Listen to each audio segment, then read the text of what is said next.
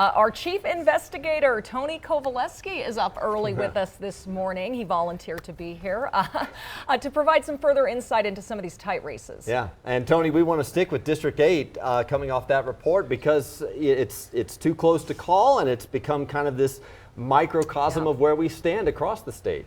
Definitely too close to call, Brian, and really a microcosm because it is a district, as we know, the new district, that has 46% unaffiliated. Everybody said all along that number, the unaffiliated, would decide this race.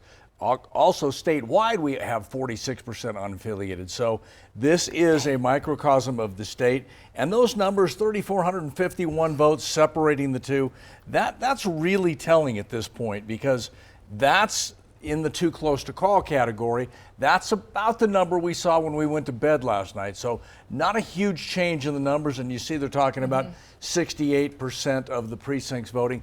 Adams County typically, historically, always late in the vote count. We're expecting that to have an impact. But yeah, this race not only being watched closely here in Colorado, you guys, but also nationwide. Yeah, of course, the other district that's too close to call right now is in District 3, Lauren Boebert's district. Of course, she is a polarizing figure, but it's a district that leans Republican and has for a while. So if it flips, it will be a big deal, Tony. Well, and let's go to that district right now to kind of show you and walk you through it, because when we're looking at numbers, a huge district map-wise, right?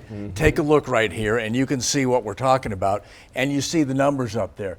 And what we're looking at here is potentially the story of the biggest upset in the state, because a lot of the figures, a lot of the breakouts showed that Boebert would win like she did 2 years ago. Maybe not by the same numbers that she did 2 years ago, but everybody expected her to win. These numbers have come down a bit. When we went to bed last night, it was about an 8,000 vote swing for Frisch over Boebert. And here's what we've known all along. Republicans traditionally in Colorado vote late. So we expected Boebert to get a boost as those numbers came in.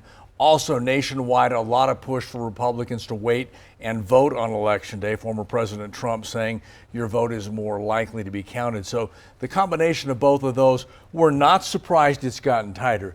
This is close. Now let's talk about balance of power for you and the two options that sit here right now when we're talking about Colorado. If you talk about the 8 districts, if it goes the way it is right now, a 6-2 win for Democrats going back to Washington, D.C. in Colorado's House districts would be a massive victory on top of an already blue wave in Colorado. If it switches the other way as these numbers come in and there's a chance the 2 Republicans win, then we got a 4-4 split. That's what many thought. I think if you talk to Democratic strategists, they would have said the best they could hope for was 5-3. So right now, everything in play with both of those districts. And again, the Boebert district, really a shocker and a headline on this Wednesday morning. Right. Yeah, so close right now. All right, Tony, we will talk to you here again in just a second. Let's